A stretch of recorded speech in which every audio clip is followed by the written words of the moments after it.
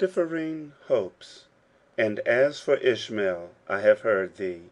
Behold, I have blessed him, and will make him fruitful, and will multiply him exceedingly. 12 princes shall he beget, and I will make him a great nation. But my covenant will I establish with Isaac, which Sarah shall bear unto thee at this set time in the next year. Genesis chapter 27, verses 20 and 21. It is not at all wonderful that two persons so different in their birth and nature as Ishmael and Isaac were become very different in their hopes.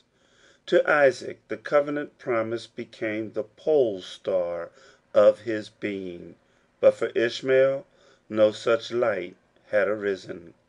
Ishmael aimed at large things, for he was the natural son of one of the greatest of men. But Isaac looked for still higher objects, because he was the child of the promise, and the inheritor of the covenant of grace, which the Lord had made with Abraham. Ishmael, with his high and daring spirit, looked to found a nation which should never be subdued, a race untamable as the wild ass of the desert, and his desire has been abundantly granted. The Bedouin Arabs are to this day true copies of their great ancestor. Ishmael, in life and death, realized the narrow, earthly hopes for which he looked, but on the roll of those who saw the day of Christ and died in hope of the glory his name is not entered. Isaac, on the other hand, saw far ahead, even to the day of Christ. He looked for a city which hath foundations, whose builder and maker is God. Ishmael, like passion in Pilgrim's Progress, had his best things here below, but Isaac, like patience, waited for his best things for the future. His treasures were not in the tent and in the field, but in the things not seen as yet. He has received the great covenant promise, and there he found greater riches than all the flocks of Nebaioth could minister to him. Upon his eye the day star of promise had shone, and he expected a full noon of blessing in the fullness of the appointed time. The promise so operated upon him as to direct the current of his thoughts and expectations. Is it so with you, my reader? Have you received and embraced the promise of eternal life? Are you, therefore, hoping for things not seen as yet?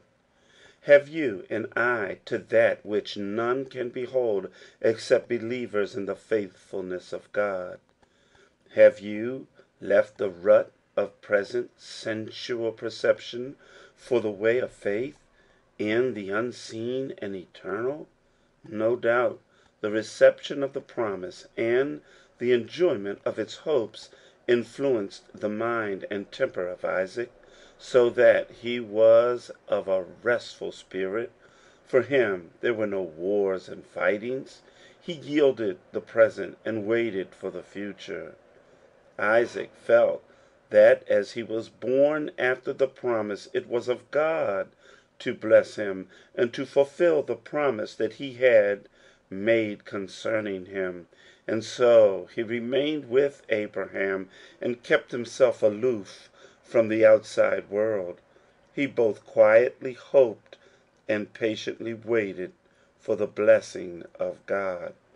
His eye was on the future, on the great nation yet to come, the promised land, and the yet more glorious promised seed, to whom all nations of the earth would be blessed. For all this he looked to God alone, wisely judging that he who gave the promise would himself see to its fulfillment. Because of this faith he was none the less active, yet he manifested none of the proud self-reliance which was so apparent in Ishmael. He was energetic in his own way, with a calm confidence in God and a quiet submission to his supreme will.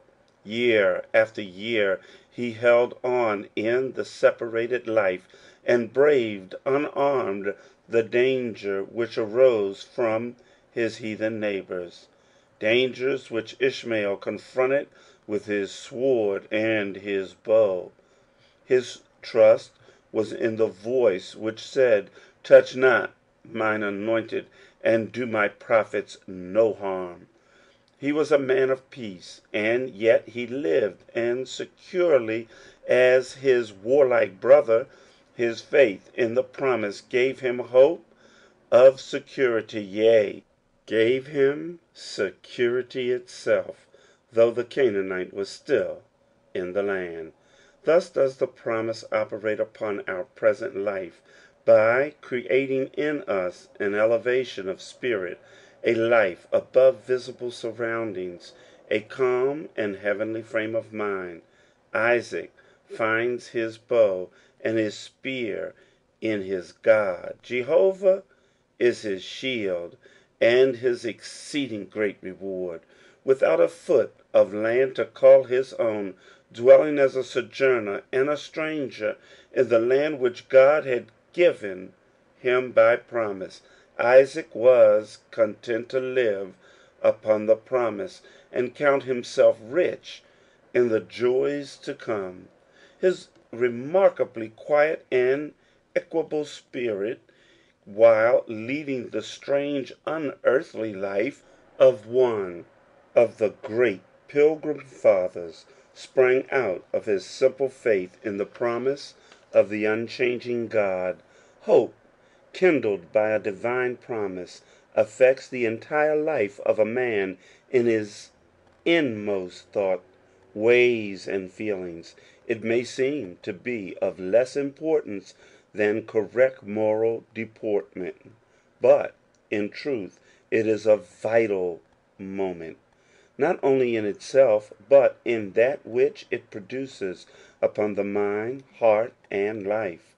The secret hope of a man is a truer test of his condition before God than the acts of any one day, or even the public devotions of a year.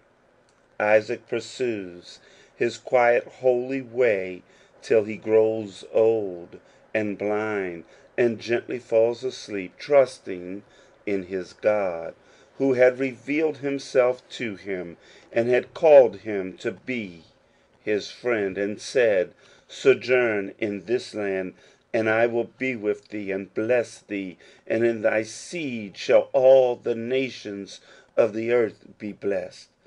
As a man's hopes are, such is he. If his hope is in the promise of God, it must be well with him. Reader, what are your hopes? "Why," says one, "I am waiting till a relative dies, and then I will be rich." "I have great expectations," another hopes, in his steadily growing trade, and a third expects much from a promising speculation. Hopes which can be realized in a dying world are mere mockeries. Hopes which have no outlook beyond the grave are dim windows for a soul to look through. Happy he who believes the promise and feels assured of its fulfillment to himself in due time, and leaves all else in the hands of infinite wisdom and love. Such hope will endure trials, conquer temptations, and enjoy heaven below. When Christ died on the cross, our hopes began. When he rose, they were confirmed. When he went up on high, they began to be fulfilled. When he comes a second time, they will be realized. In this world we shall have pilgrim's fare, and a table spread in the presence of our enemies. And in the world to come we shall possess the land which floweth with milk and honey, a land of peace and joy, where the sun shall no more go down, neither shall the moon withdraw herself. Till then we hope, and our hope layeth hold upon the promise.